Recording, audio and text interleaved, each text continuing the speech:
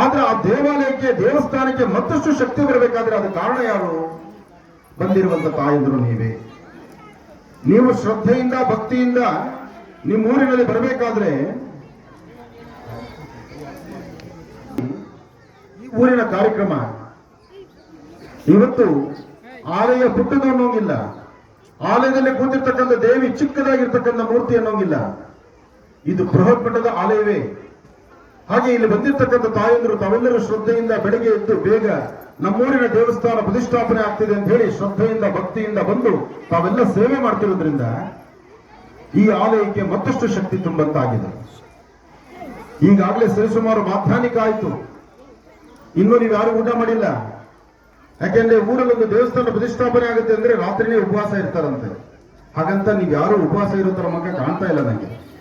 ಎಲ್ಲ ಸಮೃದ್ಧಿಯಾಗಿ ಮಾಡಿರುವ ಪುಳಿಯೋಗರೆ ಲಡ್ಡು ಎಲ್ಲವೂ ಸಮೃದ್ಧಿತನ ಇದೆ. ಆ ನಿಮ್ಮ ಹಸನ್ಮುಖಿತನ ಯಾವುದೇ ಪೂಜೆ ಪುರಸ್ಕಾರ ಆಗಬೇಕಾದ್ರೂ ಮುತ್ತೈದೆಯರು ಉಪವಾಸ ಇರಬಾರ್ದು ಅಂತ ಶಾಸ್ತ್ರನೇ ಹೇಳುತ್ತೆ.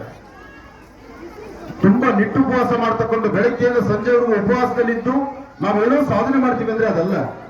ಒಳಗಡೆ ಇರ್ತಕ್ಕಂಥ ಜೀವಾತ್ಮಕ್ಕೆ ಶಕ್ತಿ ಕೊಟ್ಟು ಅನುಷ್ಠಾನವನ್ನ ಶ್ರದ್ಧೆಯಿಂದ ಭಕ್ತಿಯಿಂದ ಮಾಡಿದ್ರೆ ಮಾತ್ರ ಅದರ ಫಲ ಸಿಗ್ತಕ್ಕಂಥ